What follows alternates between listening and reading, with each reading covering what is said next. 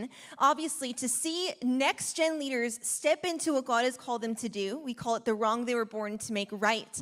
And it has been really cool to see this start to happen. I'm going to share some more of the stories later on. But one thing we realize is that's awesome if it happens outside the church, and we'll always provide that. But what if we could partner with God's plan A for the world, which I believe is the local church? What if we could give a resource to the local church that would equip them to reach a generation that is walking away from the church? And what if through using this tool in their churches, they could actually see more of the next generation come back and stay in the church? And so that's what one of our goals is through our church partnerships. And I'm so honored because the executive pastor of Willow Creek Church is here tonight, Tim Stevens, and I invited him to come and share why he is excited about partnering with us. So Tim, come on up. Thank you, Michael. Tim, thank you so much for doing this. Thank you for inviting me. This is exciting. This is so great. So many of you probably also know Faith Schiller. She is the young adult pastor at Willow Creek. And she and I got to partner together to bring Generation Distinct for one of our very first church partnerships this past fall. And wow, you guys are both named Jessica, but both of our Jessicas right here, they're young adults at Willow. And after bringing Generation Distinct to Willow, they ended up joining a Generation Distinct cohort, and now they're here because of it. And so we're so grateful that an amazing church like Willow Creek would be the first church that we got to partner with. And Faith obviously believed in it from a very early point, but then also you got to hear more about it from a different perspective and then really bought in. But I just want to start with this. And this is so unique about you, and I'm so grateful. You're an executive pastor who could focus on a lot of things for your church, and you do.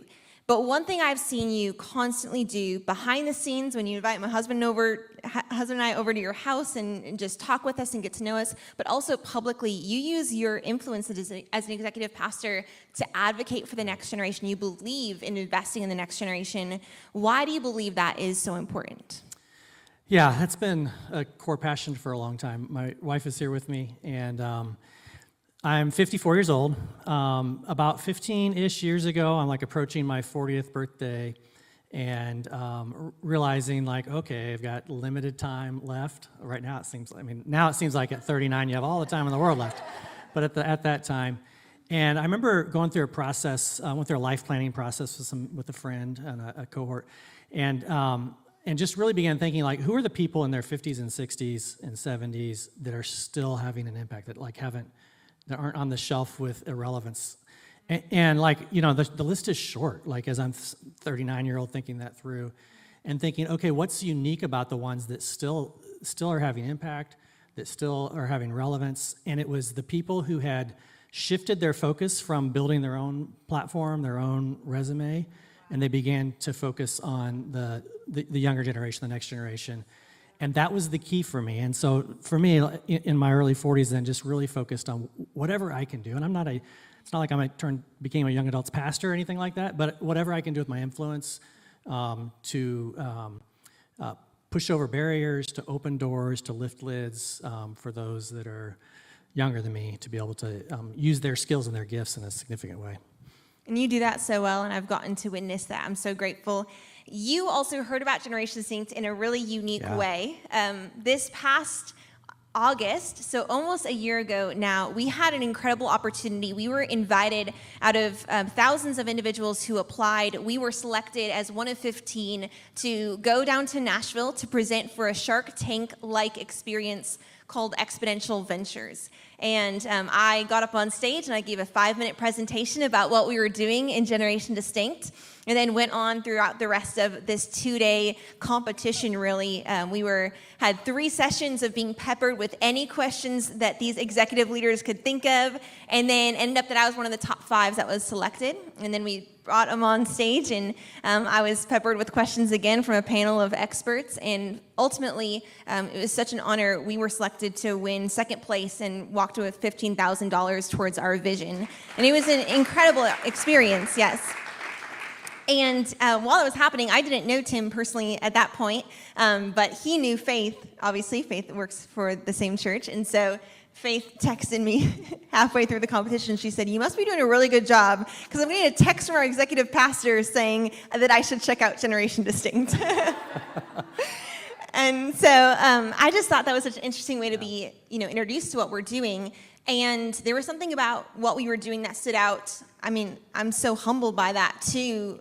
A room full of pastors, ministry leaders, business leaders, and we were so impacted just by the support we felt in that room. What was it for you as somebody in the room who was deciding where the money should go that stood out to you about our vision? Yeah, and we heard lots of really good presentations that week, right? And people doing amazing work, really good organizations, good people. But I found when Hannah started presenting, I just found my heart starting to beat fast for the vision. And I remember texting Faith, and I was like, "Have you heard of this person named Hannah? It's Generation something?" And she's like, "Oh yeah, of course." So I didn't know necessarily. I don't think I knew at the time you were from Chicago or grew up at our church, and so it was really cool for that to come together. But there was something that you guys communicated about the vision and the passion for coming alongside people that are the age of our kids and really helping them discover their passion and aligning, they may not know it walking in as I understand it, but figuring out how to align what their dreams and visions are to what God's dreams and visions are for them and for the world was just pretty cool. I'm so grateful. That was truly an instrumental gift for us from God, where we really felt as a team this different authority walking out from that experience. There's those moments where you think that what you're doing makes sense, and you're starting to see the stories of impact emerge. But when we walked away feeling the support of, there's probably, how many people were in that room that weekend? 150 maybe? Yeah, 150 church leaders, business leaders, executive leaders, and out of amazing vision said, "We want to give you this money." And it came with a lot of opportunity and platform. It was really humbling, and so I'm so grateful. You also help lead a very influential church, both in this area and all around the country. I was raised in that church. That church has so much impact. And there's a lot of organizations that probably want to partner with you to reach the next generation. You guys do partnerships really well, and I'm grateful for that. But obviously, you and Faith have decided to partner with us. You have some young adults from your church who have gone through our program. Why is it exciting to you that we are partnering with Willow Creek? Yeah, I think that you mentioned earlier, that church partnership thing that a lot of times you don't see. A lot of times you see organizations built around reaching the next generation or doing it maybe because they have to outside of the local church. And I get that, and there's not necessarily anything wrong with that, but I'm just kind of tuned in when I see someone come along saying, "I think we could do this with the local church." And that's really, I think, strong and powerful. So I learned about Willow partnering with you guys after it was already a done deal, but it was really cool to see that that we were able to kind of pilot that, I guess, in some ways, and able to see that hopefully partner with other churches as well. I'm so grateful, and it was so cool. We did a 3-night service. Faith was so behind this and really led it so well. And we did 3 nights at Willow Young Adults. We had teaching, we had a presentation about what we were doing, and then to see young adults come into our cohorts and join the experience. Thank you. Michael, come on, you guys. Everything. He does everything. He does it all. To see those young adults come through our program and now be here and now leading is just incredible. And so I'm so grateful for that partnership. One thing that we're going to talk about later on tonight, Tim, is a brand new way that we can gather leaders, both here and all around the world, who want to be the kinds of people who are taking not a defense approach to reach the next generation, but an offensive approach to reach the next generation that will be able to say, "I'm somebody who is actively involved in reaching the next generation in the name of Jesus." We're going to talk about that later tonight. But you as an individual, you do that in your personal life, in the way that you've supported Generation Distinct, in the way you've even given to Generation Distinct. Why do you feel that this is a non-negotiable for every leader and every individual who finds themselves wondering, man, what's going to happen to the next generation? Yeah, I remember when I was 35, this older woman at my church, Jeannie Widener, you remember Jeannie, honey? She was probably 70, and she said, "Hey, young man, you're halfway through your life." And I'm like, "I'm 35. I just got out of my 20s." But there's this verse in Psalm 90, verse 10, that says we all get about 70 years, 80 if you're strong, or something like that. So it's like there might be something to that. And now we're at a phase of life where our youngest is almost finished with college. We have 4 kids.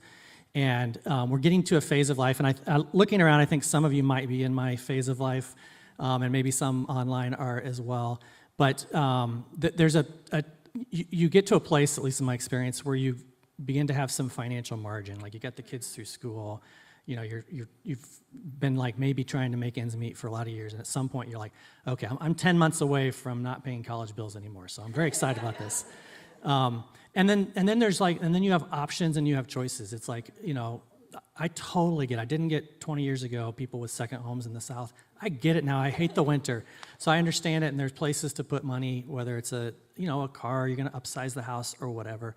And I think there's nothing wrong with those things. Those aren't sinful things. But I do think through, like, as I think for myself, like, legacy, like, what am I leaving behind? A bigger house is fine. It maybe gives me quality of life, and maybe there's more room for the kids and their kids to come over. But what am I leaving behind? And it's probably not going to be in the form of stocks or crypto or an extra car, but it is going to be in what I am able to imprint on people's lives. And that my name may never be on that, which is fine. But I think that's where, as I think about, I'm 54, my next 16 years, 26 if I'm strong according to Psalms, where am I going to leave that imprint? It's incredible. Deeply grateful for your presence tonight and for your influence in this vision. So thank you. Can we thank him? Thank you. Thank you so much. As a 27-year-old female CEO, I'm deeply grateful for the men and women that have both come around me, who have believed in this, who have affirmed this, who have said, I see the imprint of God on this vision. And Tim is one of those leaders, and so I'm so deeply grateful. Some of you all are probably watching online, and you're not here in Chicago, but again, very grateful for the leaders who make this possible, who have invested more time on Zoom calls when I'm confused, when I have no idea how to get to the next level, when I'm trying to figure out how to scale, when I have a big leadership question. I'm so thankful for the people in my corner.